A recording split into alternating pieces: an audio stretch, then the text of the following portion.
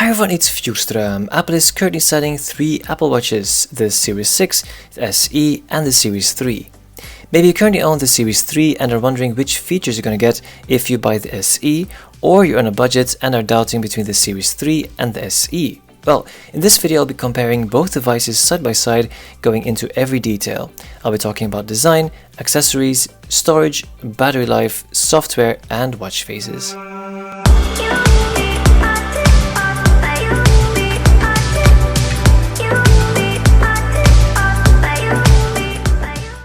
Okay, let's start with the design. The Series 3 has the original Apple Watch look, same as the Series 0, 1 and 2, while this SE has the same design as the Series 4, 5 and 6. The biggest difference between both designs is the screen. The SE has a 30% larger display going edge to edge around the bezel, while the Series 3 has noticeably larger bezels. As someone who has owned the Series 3 for a few years now, the larger display on the SE is awesome.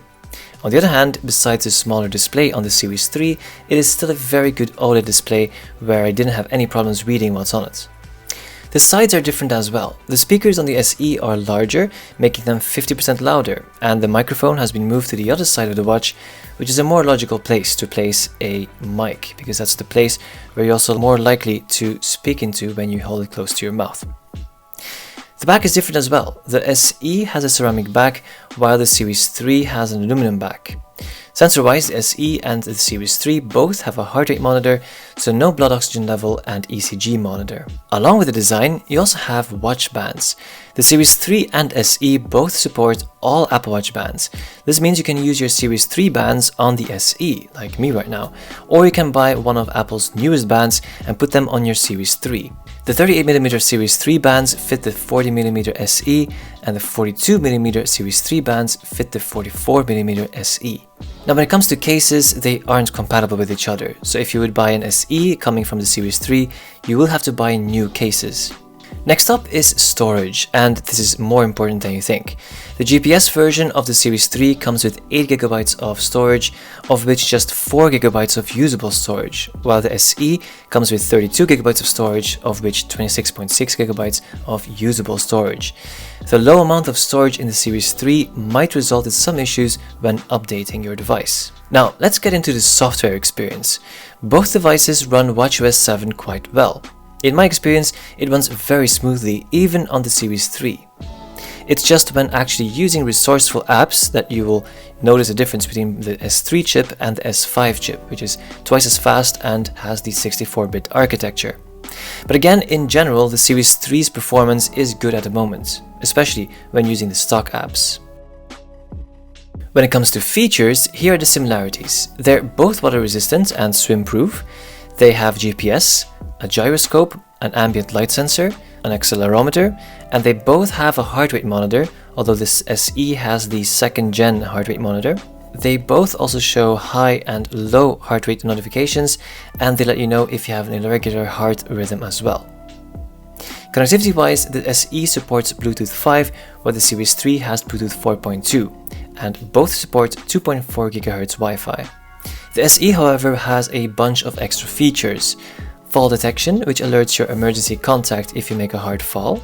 Noise detection, which alerts you when decibel levels are too high and could damage your hearing. Hand washing detection, which reminds you to wash your hands regularly for at least 15 seconds. Compass.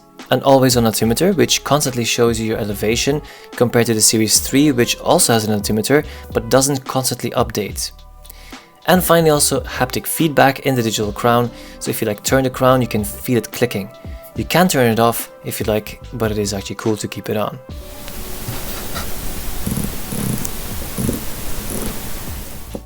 Now, most features I just talked about are also mentioned on the website, but what isn't in the comparison chart is that the watch faces are limited on the Series 3. Here are the watch faces you do get on the SE, but not on the S3. California, Chronograph Pro, Count Up, GMT, Gradient, Infograph, Infograph Modular, Memoji, Meridian, Modular Compact, 2 of the 3 solar watch faces, stripes, and typograph. That's a whole bunch of watch faces. Most of these watch faces support more advanced widgets, or complications as they're actually called. These complications show you a lot more information or even update all the time, like the compass or the altimeter.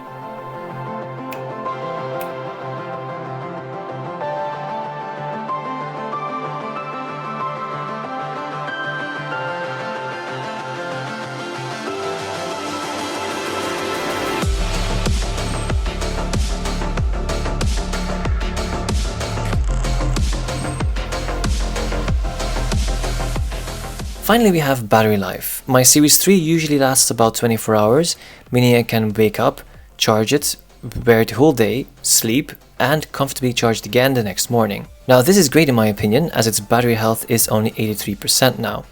My new SE obviously has a brand new battery, so it lasts me more than a day. So I could say I could charge it in the morning and then use it until the evening of the next day, or even until the day after, so like really 48 hours, which is excellent.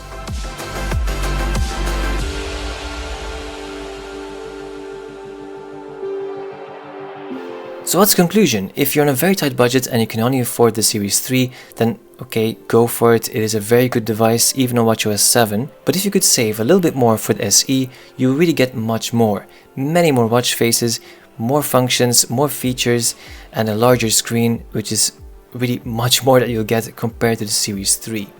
Now, personally, I upgraded from the Series 3 to the SE mainly because of those watch faces and the larger screen. But I explained my upgrade experience already in my other video, which I'll link here now. If you have any questions about the Series 3 or the SE, just let me know in the comment section. Thank you very much for watching, and see you in the next one.